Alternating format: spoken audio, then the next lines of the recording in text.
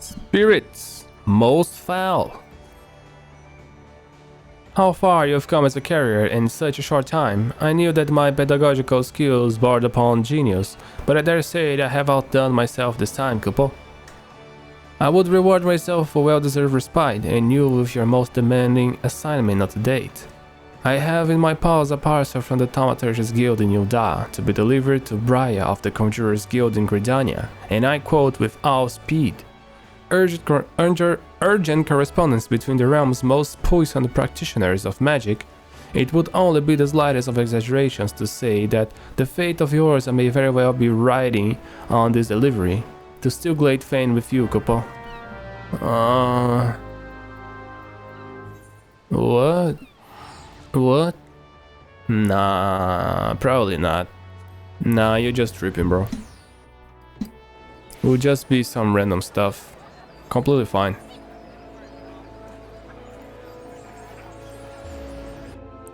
You've been tripping and dripping. Yeah, yeah, yeah, yeah, yeah. Yeah, yeah, yeah, yeah, yeah. Braya. Samtara Deepcroft, Hawk Manor, and now this. Vengeful spirits clutch and claw at our forest home. At our very souls. Is there naught we can do to free ourselves from their grip? Thank the gods. I fear it would arrive in I fear it would not arrive in time. This is a comprehensive summary of void-sense sightings collected from across the realm, along with the latest theories on how to deal with potential cases of possession. A young man recently approached me, you see, fearing that he had fallen under the influence of baleful forces, not of this world.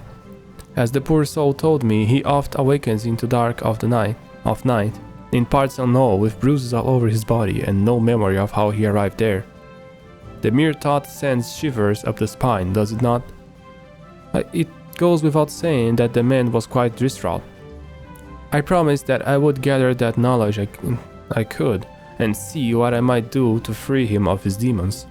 Thanks to your timely delivery, I am at last armed with the information I need. But there is another rub. My subject has vanished. Even as we speak, dark spirits may have seized control of him once more, and yet I must dive into this tomb immediately to have any hope of saving him. If you could track down the man, I would be so much in your debt. His sister Adok can be found at the quarry mill and may have some knowledge as to his whereabouts. Alright.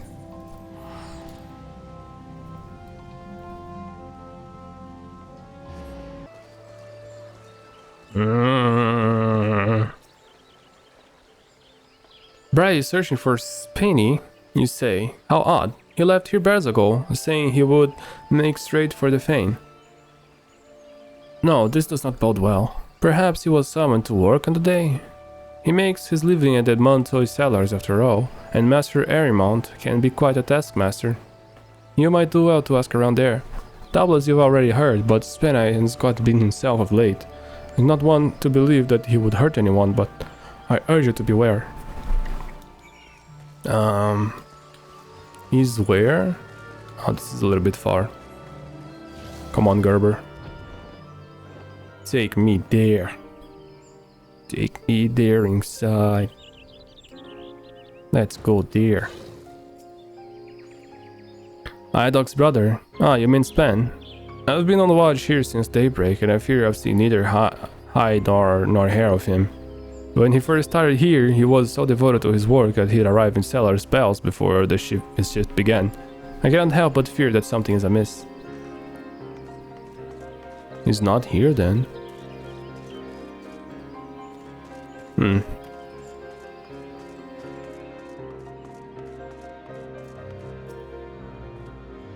Spen's gone missing again.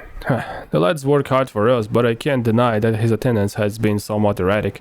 I fear that if he does not get his act together and soon, I may have no choice but let him go.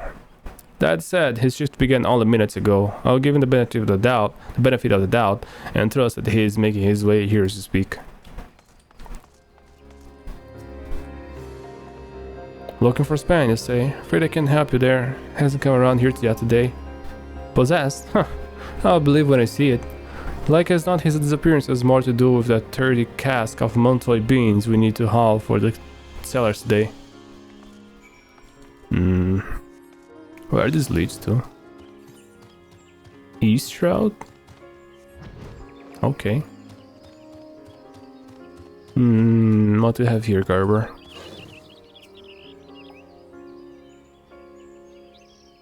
There's something happening here. Just don't know why. Gerber? Where am I?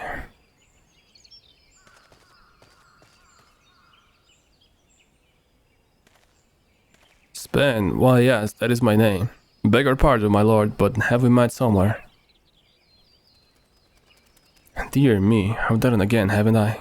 My sister, my colleagues, Brian, and even you, who I have just only met. I owe all of my most profound apologies. As Brian doubtless told you, it seems that I have fallen prey to forces most sinister. They strike me without warning in the black of night, seizing my limbs, inhabiting my mind, rendering me naught but a puppet to carry out their dark designs.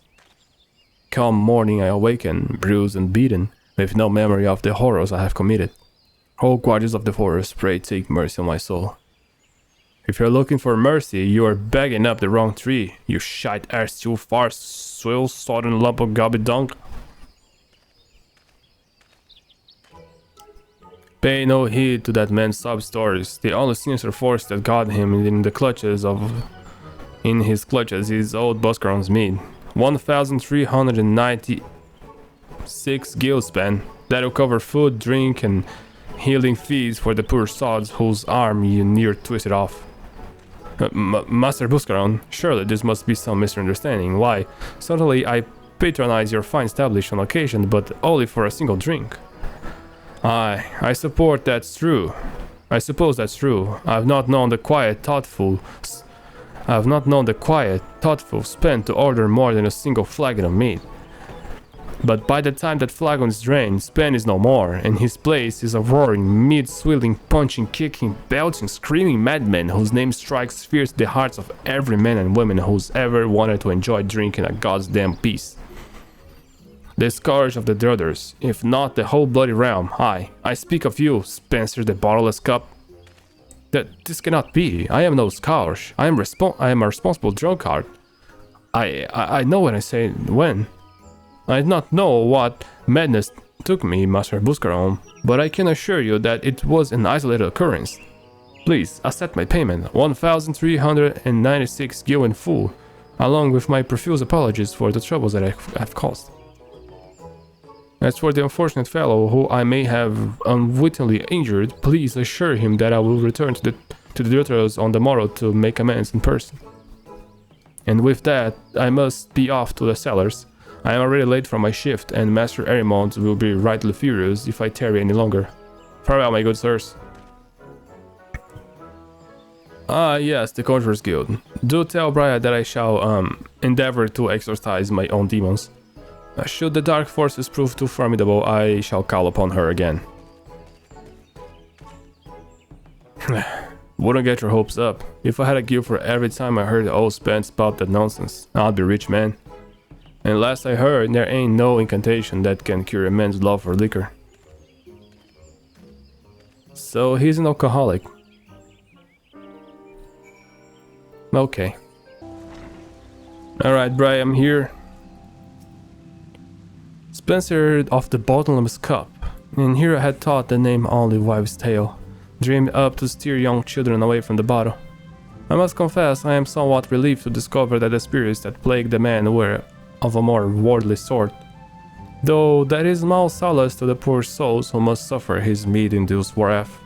Sadly, I fear that subduing drunkards is outside my field of research. Should you find a poor man told in throes of madness, pray do what you can to restore him sanity. I won't do any shit. That ain't my job. It's not my fault that he's an alcoholic.